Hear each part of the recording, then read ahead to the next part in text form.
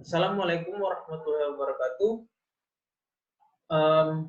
Terima kasih atas kesempatan yang diberikan kepada kami kelompok 13 untuk mempresentasikan tugas sejarah arsitektur kami yang berjudul Candi Sewu.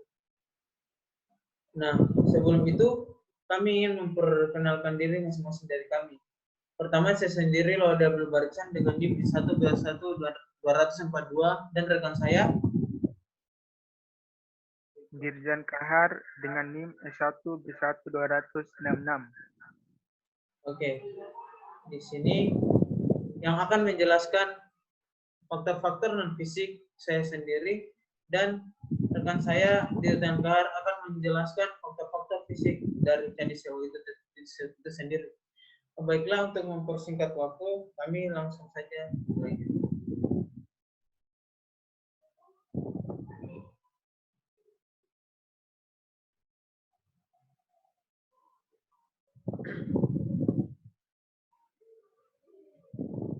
Faktor-faktor non-fisik.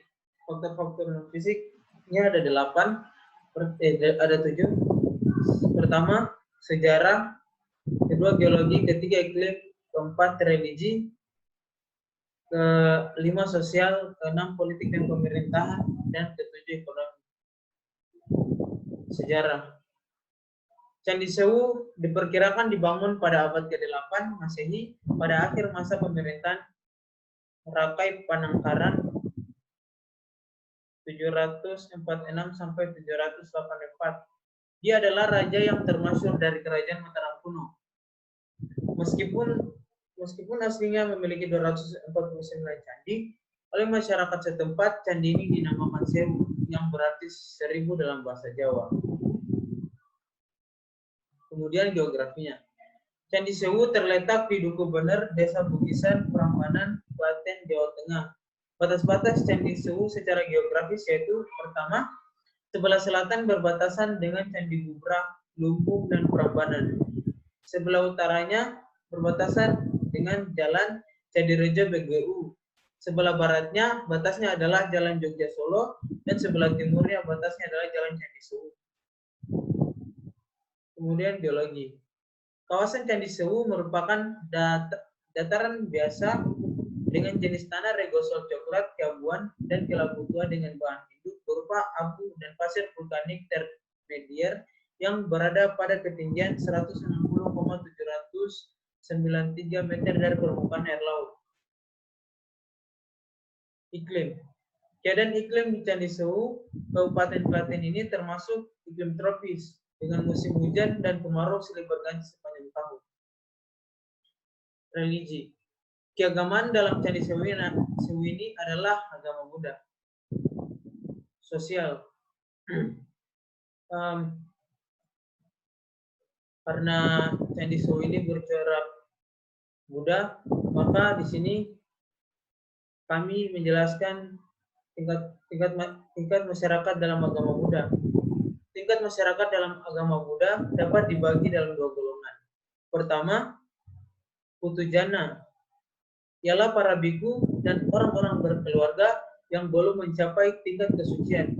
Yang kedua, Arya Punggala, ialah para biku dan orang-orang berkeluarga yang setidak-tidaknya telah mencapai tingkat kesucian pertama.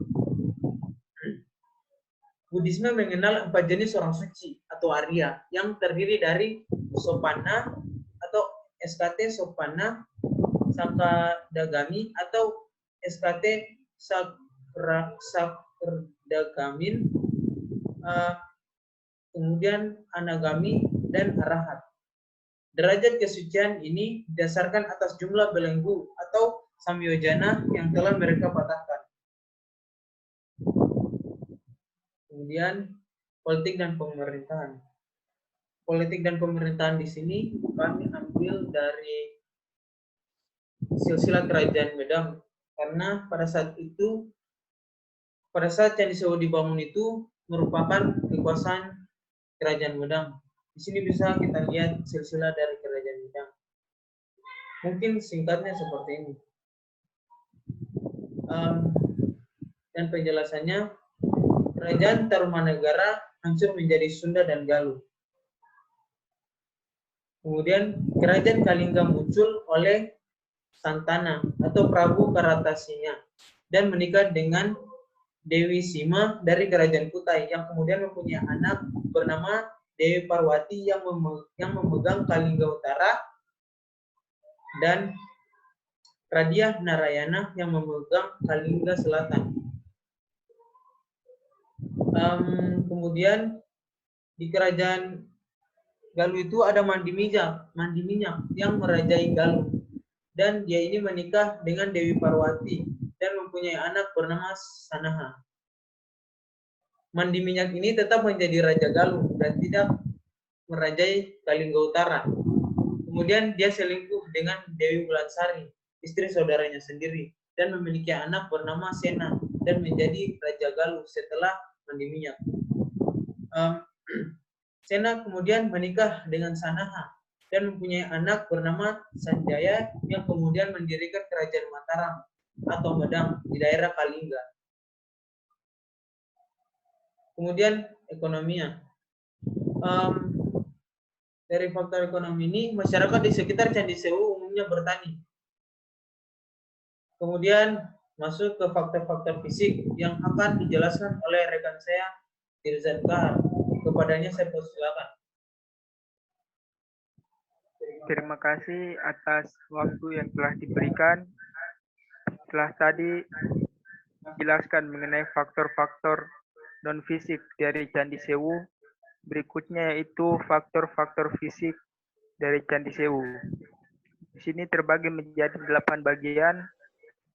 Yang pertama lokasi dan tapak, kedua denah, ketiga tampak, keempat potongan, kelima elemen terbaik, keenam contoh bangunan yang mewakili, ketujuh tokoh arsitek, dan yang terakhir aplikasi kekinian yang relevan. Masuk pada bagian pertama yaitu lokasi dan tapak.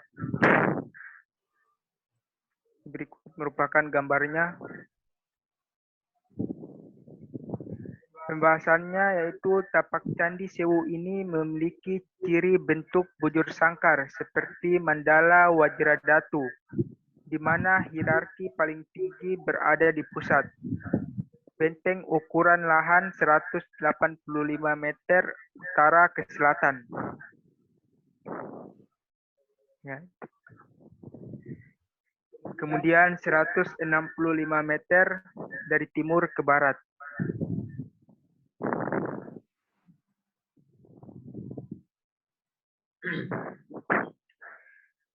Pembahasan yang kedua yaitu denah. Denah yang ditampilkan dari Candi Sewu ini berbentuk seperti bujur sangkar, di mana terdapat bangunan utama di pusatnya dan dikelilingi candi-candi kecil pada sekelilingnya. Terlihat gambarnya, di tengah merupakan pusatnya, dan pada samping-samping yakni candi-candi kecil.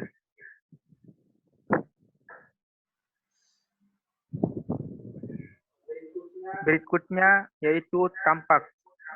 Nah, gambar ini merupakan tampak depan dari Candi Sewu. Berikutnya yakni tampak belakang. Pada bagian kiri gambar yaitu tampak samping, dan pada bagian kanan gambar yakni tampak depan. Pembahasannya candi dari susunan blok batu andesit yang saling mengunci. Secara utuh, massa bangunan menggambarkan siluet kesan bentuk geometrik segitiga. Ya, bisa dilihat pada gambar berbentuk geometrik segitiga.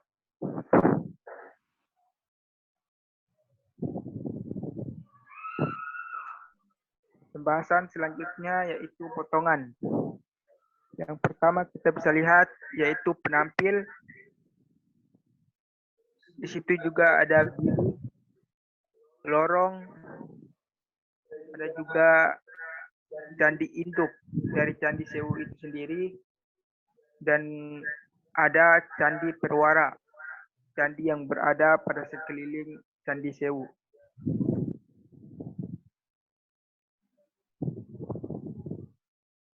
Ini merupakan tampak tadi pembahasannya tata ruang dan masa Candi Sewu, komposisi geometrik. Ruang dalam tubuh candi berbentuk kubus dengan dinding terbuat dari susunan bata merah. Candi utama juga dipenuhi ukiran dan pahatan relief. Tiap ruang penampil Candi Sewu diberikan atap sendiri-sendiri. Tujuannya yaitu untuk menguatkan konsep mandala Vajra seperti pagoda Intan dengan 5 puncaknya. Ini merupakan tampak atas dan ini tampak samping.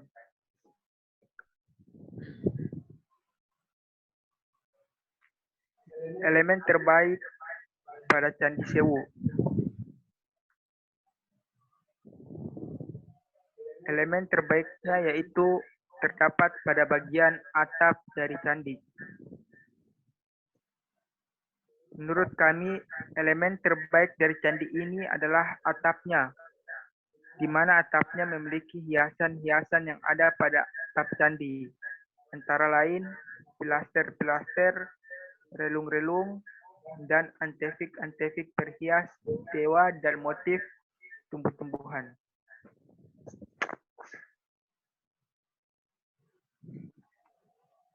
Pembahasan yang selanjutnya, tokoh arsitek, yaitu Rakai Panangkaran dengan tahun 746 sampai 784 Masehi.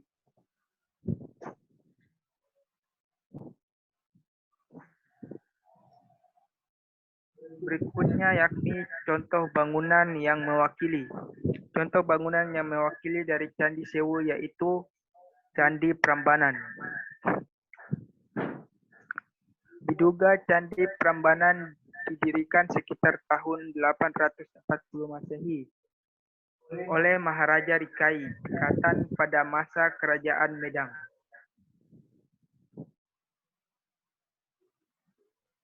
Aplikasi kekinian. Yang gambar sebelah kiri merupakan Candi Sewu dan gambar pada bagian kanan merupakan aplikasi kekinian dari Candi Sewu, yaitu Gereja Geraha Maria Annai Falangkani yang terletak di Medan.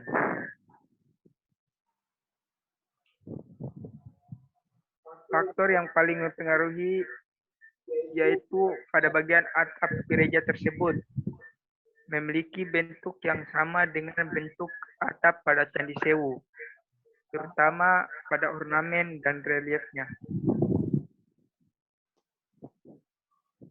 Kita lihat gambarnya.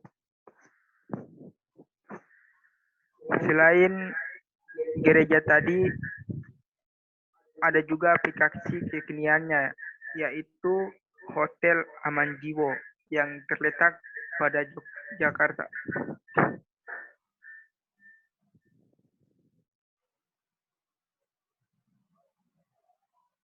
Sama seperti gambar sebelumnya, atap Hotel Amanjiwo mirip seperti stupa pada atap Candi Sewu.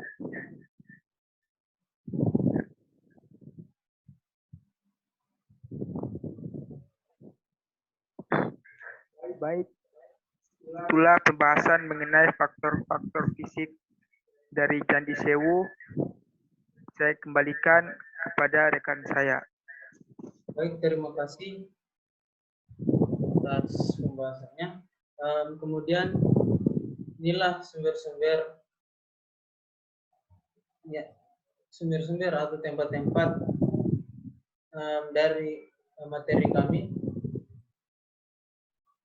Dan mungkin itu saja yang dapat kami sampaikan. Lebih dan kurangnya mohon dimaafkan.